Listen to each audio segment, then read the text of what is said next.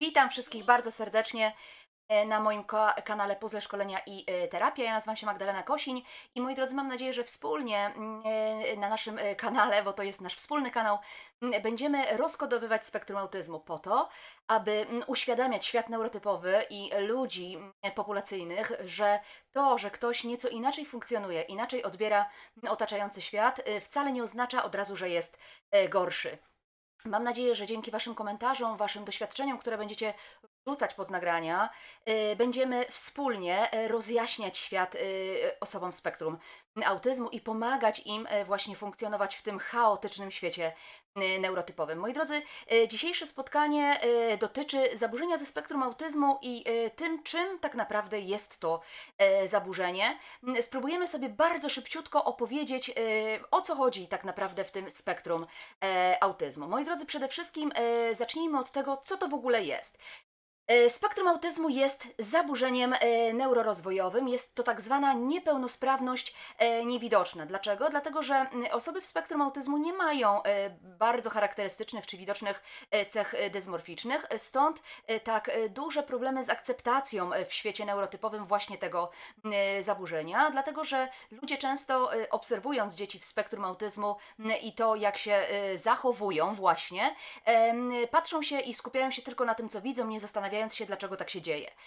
A często sami są przyczyną tych zachowań ze względu na przeciążenia, które fundują dzieciom w spektrum autyzmu. Niemniej jednak zaburzenia ze spektrum, drodzy Państwo, one pojawiają się i ujawniają się w okresie rozwojowym, chociaż objawy mogą ujawnić się czy nasilić dopiero w okresie dojrzewania albo nawet zdecydowanie później.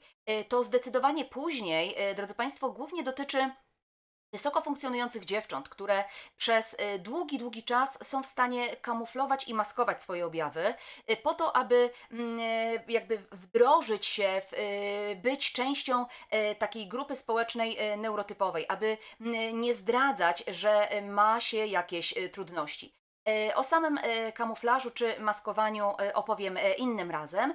Niemniej jednak właśnie osoby w spektrum autyzmu, które mają albo nie mają takiej diagnozy, we wczesnym okresie takiego życia, rozwoju, czy na etapie takich szkoły, wczesnodziecięcej szkoły, doskonale sobie radzą, bo są w normie intelektualnej, bo mają znakomitą werbalizację. Natomiast z czasem wchodzenia w okres dojrzewania, ich kompetencje właśnie w zakresie komunikacji i relacji społecznych mogą ulec osłabieniu, a wręcz taki nastolatek może nie posiadać w ogóle kompetencji do tego, aby móc nawiązywać relacje rówieśnicze. To na tym poziomie jest największa trudność. I wtedy dopiero rodzice otwierają szeroko oczy i się zastanawiają, dlaczego tak się dzieje. Zaczynają szukać odpowiedzi. Jeśli chodzi natomiast o młode kobiety, które diagnozy nie posiadają, same często zaczynają szukać odpowiedzi, dlaczego mam takie trudności, dlaczego funkcjonuję inaczej niż moje koleżanki. I bardzo często samodzielnie, jakby na własną rękę, już jako pełnoletnie osoby szukają odpowiedzi, dlaczego tak się dzieje. Drodzy Państwo, mamy absolutnie wiele różnych nazw, wiele różnych pojęć związanych ze spektrum autyzmu, które nam nazywają cały ten autyzm, jak to popularnie się nazywa.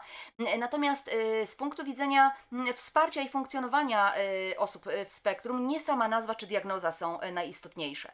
Najistotniejsze jest to, aby świat neurotypowy, nauczyciele pracujący z takimi dziećmi, rodzina, w której znajduje się takie dziecko, zrozumiała i zaakceptowała to, że każde dziecko w spektrum jest zupełnie inne, że jest unikatowe, jest unikalne, że ma absolutnie indywidualne, typowe tylko i wyłącznie dla siebie cechy, trudności i wyzwania.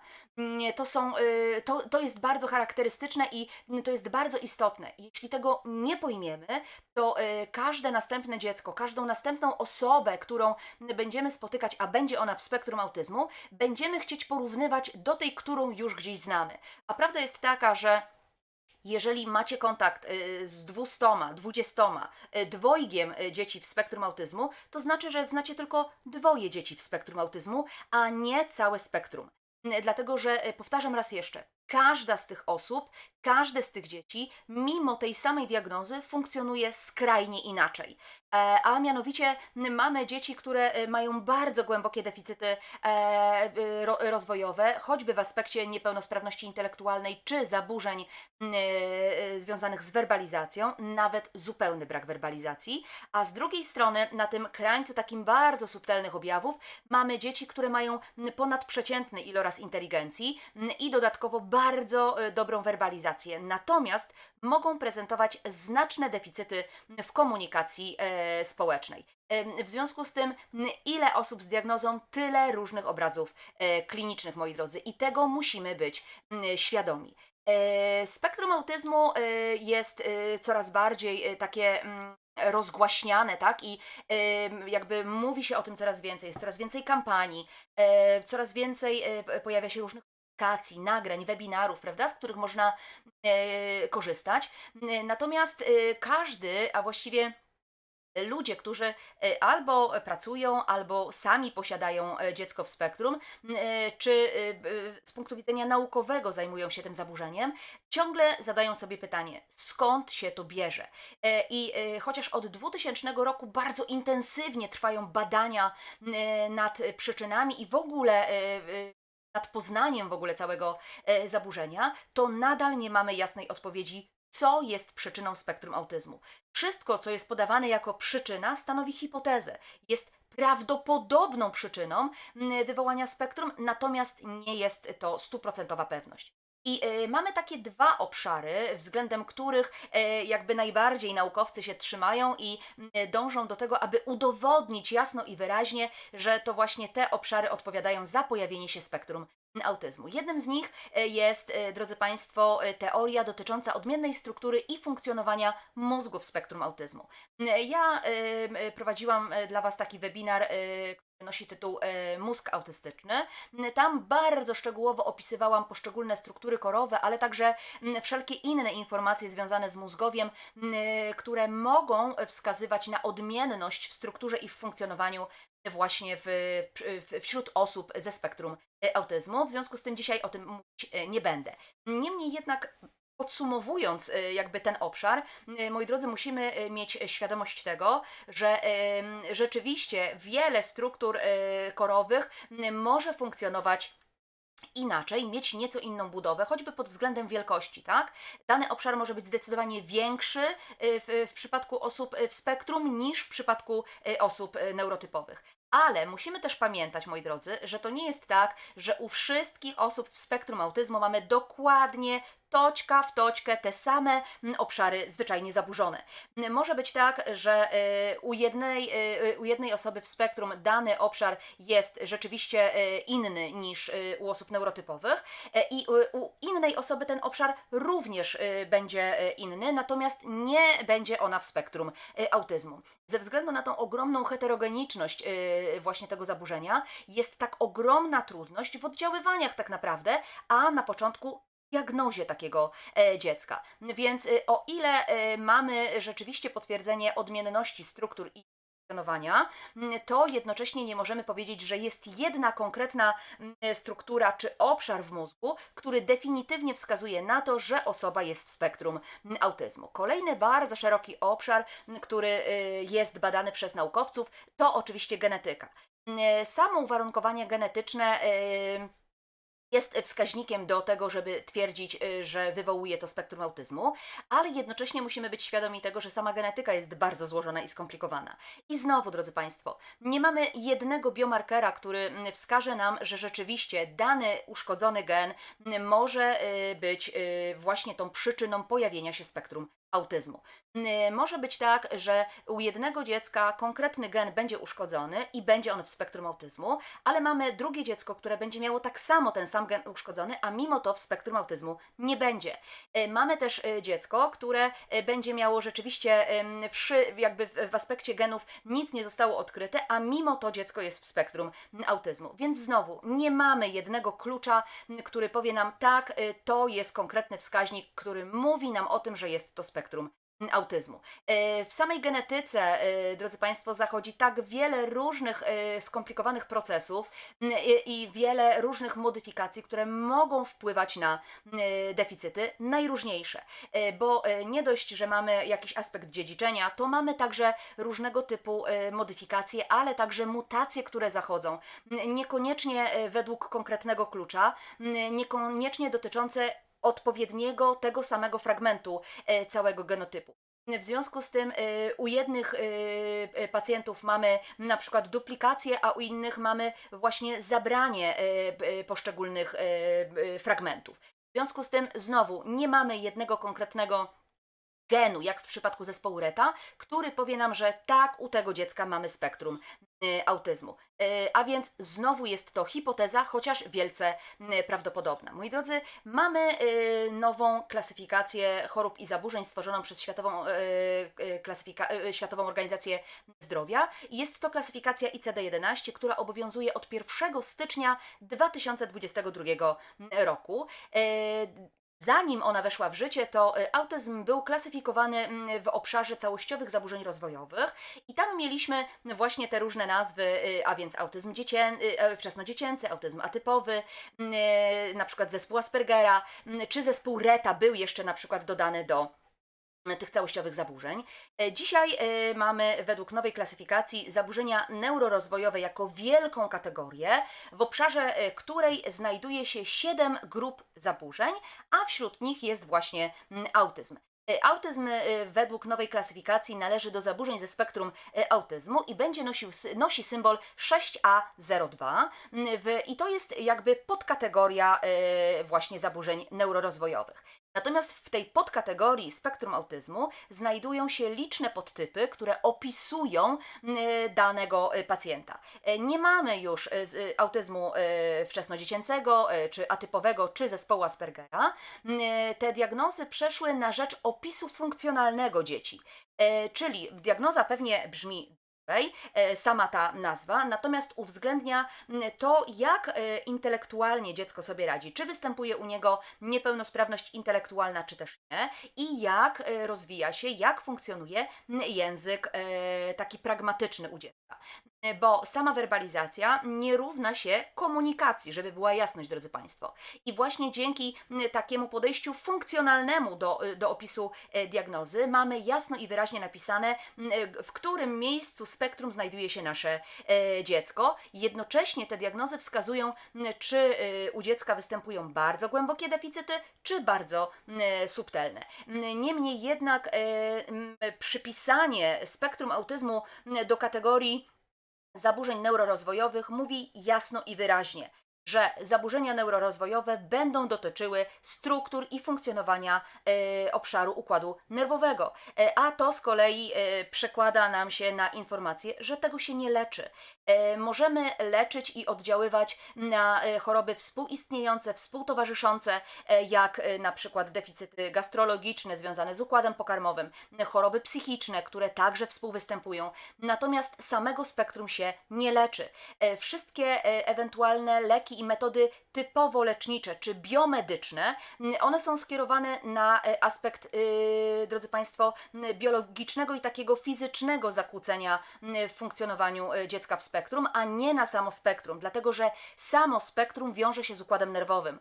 A tutaj niestety nie jesteśmy jeszcze na tyle mądrzy, aby podać dziecku odpowiedni syrop czy tabletkę albo zastrzyk, który wyleczy inaczej funkcjonujące struktury w mózgu. W związku z tym osoba może funkcjonować fenomenalnie w życiu dorosłym, podejmować znakomitą pracę zawodową, mieć rodzinę i odnosić sukcesy, natomiast zawsze będzie w spektrum, które może być tak subtelne, że dla otoczenia w ogóle niewidoczne.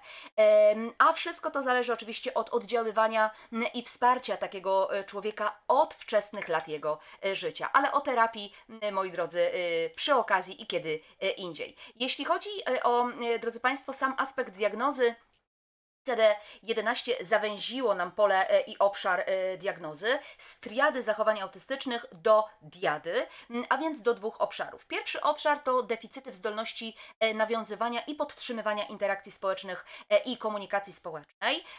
I to jest pierwszy objaw, a więc jakby ten obszar. W związku z tym, żeby pacjent mógł otrzymać diagnozę spektrum, musi przejawiać deficyty z tego obszaru. I znowu, ponieważ jest to spektrum, czyli skrajnie różne deficyty mogą się pojawić. U jednego dziecka będzie to zupełny brak werbalizacji, natomiast u drugiego będzie to znakomita werbalizacja, natomiast duży kłopot w relacjach i komunikacji społecznej na poziomie na przykład rówieśniczym, tak? Czyli dziecku będzie trudno nawiązywać relacje rówieśnicze, ponieważ nie będzie wiedział, jak się komunikować z kolegą czy koleżanką. Drugi obszar diady to skłonności do ograniczonych, powtarzalnych i nieelastycznych wzorców zachowań, zainteresowań lub czynności, które są wyraźnie nietypowe lub nadmierne dla danej osoby. Drodzy Państwo, jest to obszar bardzo znaczący w diagnozie, a jednocześnie pokazuje, że mamy zupełnie inne podejście nareszcie do diagnozowania dzieciaków, ten obszar bardzo pomoże nam wychwytywać dzieciaki, które mają bardzo subtelne deficyty, a jednocześnie są w spektrum autyzmu. Jest to obszar, który nareszcie nie skupia się na samym objawie, a na funkcjach, których u dziecka brakuje. Drodzy Państwo, jakby oba te obszary, jeśli chodzi o diadę, prezentuję w oddzielnych nagraniach, zachęcam do obejrzenia, natomiast dzisiaj nie będziemy szczegółowo zagłębiać się w poszczególne obszary z tym związane. Odsyłam do kolejnych nagrań w tym zakresie.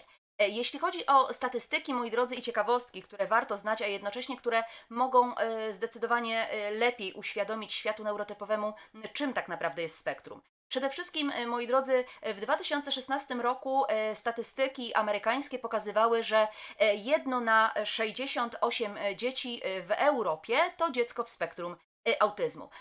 W Stanach Zjednoczonych wskazywano, że 1 na 54 dzieci to dziecko w spektrum. Natomiast najnowsze badania pokazują, że Stany Zjednoczone skłaniają się ku statystyce, że 1 na 45, nawet na 44 dzieci to dziecko w spektrum. Dlaczego te statystyki się tak różnią? Ponieważ amerykańscy naukowcy wskazują, że dzieci w spektrum jest zdecydowanie więcej niż pokazują statystyki, czyli to 1 do 54. Dlaczego? Dlatego, że oni sugerują, że ta statystyka wskazuje tylko ten wskaźnik na podstawie wystawionych diagnoz. Natomiast jeżeli cała populacja dzieci w okresie rozwojowym byłaby poddana diagnozie, okazałoby się, że tych dzieci jest zdecydowanie więcej. Ponieważ dzieciaki, które mają bardzo subtelne cechy spektrum, są pomijane w drodze diagnostycznej. I dopiero ten okres dojrzewania, wczesna młodość ujawnia brak kompetencji, a tym samym kieruje na diagnozy. W związku z tym taka rozbieżność diagnostyczna się pojawia i ta statystyka występowania tego zaburzenia. Częściej chłopcy cierpią na autyzm niż dziewczynki i wskaźnik to jest 3 do 1. Natomiast znowu otwiera się tutaj pytanie, co w takim razie z dziewczętami, które są tą grupą dzieci, które są bardzo mocno pomijane w diagnostyce. I znowu Amerykanie skłaniają się ku stwierdzeniu, że to jest statystyka nawet 2 do 1, gdzie znowu ze względu na to, że mnóstwo dziewcząt ma spektrum, a nie ma diagnozy, zwyczajnie zakłamuje nam statystykę. Dodatkowo niestety jest tak, że wiele dziewcząt posiada błędne diagnozy, choćby w kontekście postawienia choroby, jakby diagnozy choroby psychicznej, a nie spektrum autyzmu. 50% dzieci nigdy nie będzie werbalne. Taka statystyka się pojawiła jakiś czas temu, natomiast, drodzy Państwo, ona jest mocno nieaktualna. Dlaczego? Dlatego, że ze względu na to, że mamy coraz lepszych terapeutów, którzy wiedzą coraz więcej na temat spektrum, mamy coraz większy obszar terapeutyczny, a co najważniejsze, coraz szybciej dzieciaki trafiają w oddziaływania terapeutyczne. Ten odsetek dzieci niewerbalnych jest absolutnie zdecydowanie mniejszy. Śmiem twierdzić, że na dzień dzisiejszy jest to około 20, może 20 paru procent, na pewno nie połowa. I moi drodzy, To nie jest tak, że nawet te dzieci, które dzisiaj są w tej grupie dzieciaków niewerbalnych, nie mają szans na werbalizację. Bo tak jak ciągle powtarzam, u dzieci w spektrum autyzmu nie istnieje słowo nigdy. Ale o tym za chwilę. Moi drodzy, 75% dzieci ma niepełnosprawność intelektualną. Na razie te statystyki się nie zmieniają. Tutaj oczywiście mówimy, że nawet w takim lekkim stopniu niepełnosprawność intelektualna u nich występuje.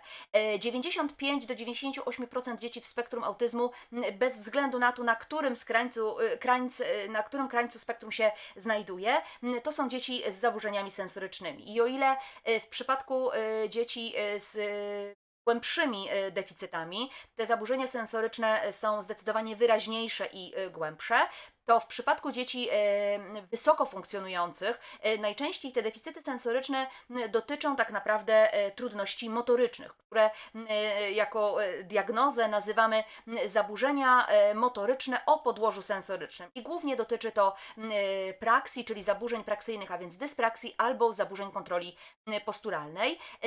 Oczywiście także występują różne podtypy zaburzeń sensorycznych typu nadwrażliwości na przykład.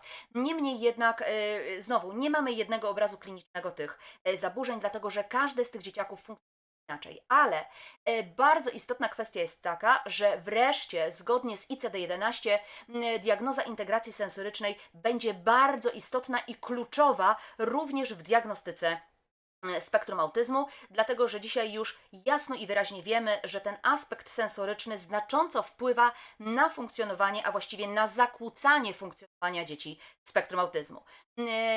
Nasza wiedza, którą posiadamy, już w 100% daje nam pewność wystawienia diagnozy spektrum autyzmu dzieciom przed 3 rokiem życia, a nawet młodszym, jeżeli objawy są bardzo wyraźne. U każdej osoby, pamiętajcie, w spektrum autyzm objawia się zupełnie inaczej. Mimo jednej diagnozy są zupełnie inne trudności, zupełnie inaczej te osoby funkcjonują. Nie ma też tak, że u wszystkich osób w spektrum objawy, symptomy są dokładnie takie same. Co prawda, żeby otrzymać diagnozę, pacjent musi przejawiać deficyty z tych 2 obszarów diady, natomiast mogą być one absolutnie indywidualne dla każdego z tych dzieci.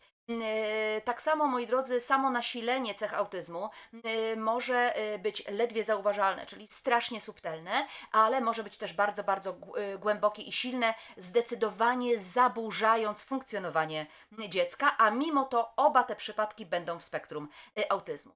Od 10 do 15% osób w spektrum wykazuje ponadprzeciętne różnego typu zdolności, które nazywane są zespołem Savanta. I na przykład możemy mieć dziecko, które jest niewerbalne i niepełnosprawne intelektualnie, a nie wiadomo skąd potrafi przepięknie grać na przykład na pianinie. To jest rodzaj właśnie zespołu Savanta. Kolejne takie ważne informacje to na pewno to, że moi drodzy, to, że człowiek jest w spektrum autyzmu, nie oznacza, że jego życie to jest jeden wielki deficyt.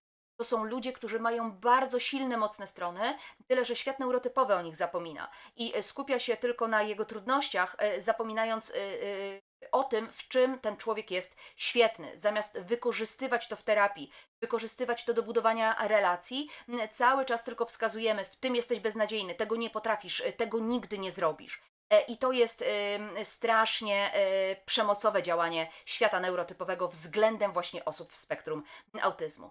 Osoby w spektrum autyzmu, bez względu na to, na którym krańcu się znajdują, mają także deficyty centralnej koherencji, która jest zaburzona, a więc jest to taka tendencja do skupiania się na szczególe, a nie dostrzegania ogółu sytuacji. Im bardziej zaburzona jest ta centralna koherencja, tym większe trudności dziecko po prostu posiada, a tym samym gorzej funkcjonuje. Moi drodzy, mówi się też, że deficyt teorii umysłu, tak? Czyli takiego wchodzenia w myśli drugiego człowieka, co on ma na myśli, co on mi swoimi gestami i mimiką chce powiedzieć, jest aspektem również spektrum autyzmu, tak? Że ta teoria umysłu jest mocno deficytowa w spektrum. Zgadzam się z tym, natomiast tej teorii wiele osób, szczególnie wysoko funkcjonujących, jest w stanie się nauczyć. Ale czy deficyt teorii umysłu przypadkiem nie dotyczy także ludzi neurotypowych? To pytanie pozostawiam bez odpowiedzi, a zachęcam do zastanowienia się nad nim. Bardzo ważną kwestią jest, moi drodzy, to, że żeby mieć świadomość, że u osób w spektrum autyzmu dziesięciokrotnie silniej rozbudowane są struktury korowe związane z przetwarzaniem wzrokowym niż te z przetwarzaniem słuchowym, co oznacza, że bardzo duża grupa osób w spektrum tak naprawdę myśli obrazami, tak się to określa. Mianowicie to, co słyszą, jakby automatycznie jakby robiły temu czemuś zdjęcie, zapisywały sobie obraz w swojej głowie, dzięki temu lepiej poruszają się w świecie neurotypowym, dotyczącym zasad, dotyczącym różnych reguł i komunikacji. Pamiętajmy też, że spektrum autyzmu występuje absolutnie we wszystkich grupach rasowych, etnicznych i społeczno-ekonomicznych. Nie ma już tego mitu, że to jest dziecko, które ma bardzo złe warunki socjalne, że ma złą matkę.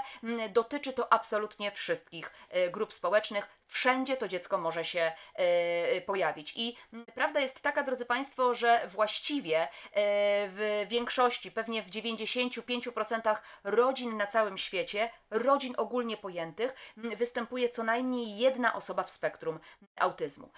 Moi drodzy, również pamiętajmy o tym, że ze względu na to podłoże genetyczne około 2 do 18% szans, niektóre statystyki wskazują 30% nawet, szans na to, że jeżeli rodzice mają jedno dziecko w spektrum, to kolejne ma właśnie około tych 18 czy 30% szans na to, że również będzie w spektrum.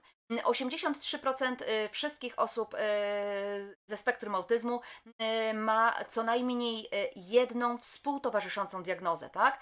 Dziś wiemy, że możemy te diagnozy łączyć, a więc możemy mieć dziecko z zaburzeniami ze spektrum autyzmu z deficytem uwagi w kontekście ADHD, tak? Jako współtowarzyszący deficyt. Natomiast 10% wszystkich tych osób ma zaburzenia psychiczne, które muszą być leczone farmakologicznie. Ale oprócz tych zaburzeń psychicznych mamy także zaburzenia neurologiczne, zaburzenia genetyczne, które są traktowane jako współistniejące. Pamiętajmy też o tym, że autyzmem nie da się zarazić. To, że moje dziecko w spektrum bawi się z dziećmi neurotypowymi na piaskownicy, absolutnie nie zaraża, tak? Czyli rodzice dzieci neurotypowych nie muszą się obawiać tego, że jak jego dziecko bawi się z dzieckiem w spektrum, to za chwilę zachoruje na spektrum autyzmu. Pamiętajmy, spektrum autyzmu nie jest chorobą, jest zaburzeniem. Czyli nie da się tego zarazić przez kichnięcie na przykład, tak? Więc szanowni rodzice dzieci neurotypowych, nie zabierajcie tych dzieci z placu zabaw, bo dzieci w spektrum autyzmu nie są zagrożeniem dla nich, nie zarażają, a dzieciaki ze spektrum mogą wiele rzeczy nauczyć dzieci neurotypowych, choćby empatii, której często w świecie neurotypowym brakuje. Drodzy Państwo, i jeszcze ostatnia kwestia. Mitem jest to, że dzieciaki w spektrum autyzmu żyją w innym świecie, w swoim świecie i nie potrzebują do tego świata nikogo innego, nie potrzebują drugiego człowieka. Jest to mit. Pamiętajcie o tym, że dzieci w spektrum autyzmu żyją dokładnie w tym samym świecie co my. Oddychają tym samym powietrzem co my, wąchają te same kwiaty co my. Nawet wyobraźcie sobie, że padający deszcz jest dokładnie taki sam i kapie na nos zarówno nam, jak i temu dziecku. Pszczoła, która może nas ukąsić, jest dokładnie taka sama, zarówno dla nas, jak i dla dzieci neurotypowych. A więc to nie jest inny świat. Różnica polega tylko na tym, że dzieci w spektrum nieco inaczej go interpretują i odbierają, zwracają uwagę na nieco inne aspekty niż my, ludzie neurotypowi. I faktem jest, nie mitem, a faktem jest to, że wszystkie osoby w spektrum autyzmu, bez względu na to, czy mają głębokie czy subtelne deficyty, potrzebują do życia drugiego człowieka, właśnie dlatego, że sami są ludźmi. Właśnie dlatego, że są jednostkami społecznymi, że żyją w społeczeństwie i także potrzebują do kontaktu, do funkcjonowania, do komunikacji osób drugiego człowieka. Natomiast sam aspekt komunikacji i relacji może być dla nich wyzwaniem i w tym aspekcie musimy im pomagać. Co w takim razie jeszcze powinniśmy wiedzieć o spektrum autyzmu? Dwie kluczowe rzeczy, moi drodzy. Przede wszystkim pamiętajcie o tym, że jeżeli nawet podłoże genetyczne jest jako przyczyna, to samo spektrum nie jest zakodowane w genach. A mianowicie nie ma czegoś takiego, że nie możemy zadziałać albo zmienić pewnych zachowań, czy złagodzić pewnych objawów. W słowniku dziecka w ogóle człowieka w spektrum autyzmu nie oznacza tylko nie, nie oznacza nigdy. Co znaczy, że jeżeli dziecko dzisiaj kiwa głową, że czegoś nie chce, że nie próbuj, nie dotykaj, nie chce wyjść na dwór na przykład, nie oznacza, że jutro tego nie spróbuje. Kwestia jest tego, czy ty, droga mamo, drogi tato, drogi nauczycielu, podejmiesz kolejną próbę. Czy spróbujesz po raz setny zaproponować dziecku coś konkretnego. Bo być może dziś nie, jutro też nie, za tydzień też nie, ale może za pół roku dziecko będzie na to gotowe. Dlatego pamiętajcie, to, że dziś dziecko nie jest na coś przygotowane i nie chce podjąć jakiegoś wyzwania, nie oznacza, że nie zrobi tego jutro albo za rok, ale to jest kwestia tego, czy ty po raz kolejny spróbujesz podjąć to wyzwanie i mu zaproponować to działanie. I ostatnia kwestia, która jest chyba najistotniejsza dla zrozumienia spektrum autyzmu, to moi drodzy, każde zachowanie dziecka w spektrum autyzmu jest funkcjonalne, czyli ma określony cel po to, aby zaspokoić tu i teraz daną potrzebę dziecka.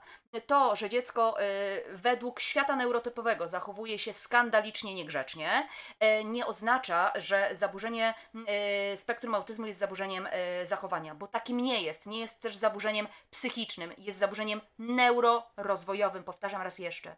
W związku z tym, moi drodzy, to, że dziecko zachowuje się w określony sposób, jest to jego forma komunikacji. Jak nie znajdziemy klucza do tej komunikacji, nie rozszyfrujemy, dlaczego ono bije głową o podłogę, dlaczego ono kopie kogoś, dlaczego ono szczypie lub pluje, dlaczego ono ciągle chodzi w kółko i powtarza 5, 5, 5, 5, 5, 5, 5, nigdy nie otworzymy komunikacji i nie nawiążemy relacji z naszym dzieckiem.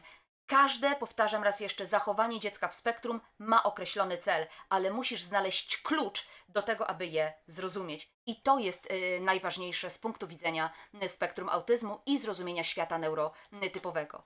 To tyle, moi drodzy, co dzisiaj dla Was przygotowałam. Dziękuję Wam za uwagę, zachęcam do komentowania, ale zachęcam też do odwiedzenia mojej strony www.puzzleszkolenia.eu, gdzie znajduje się, moi drodzy, książka, którą również widzicie na zdjęciu.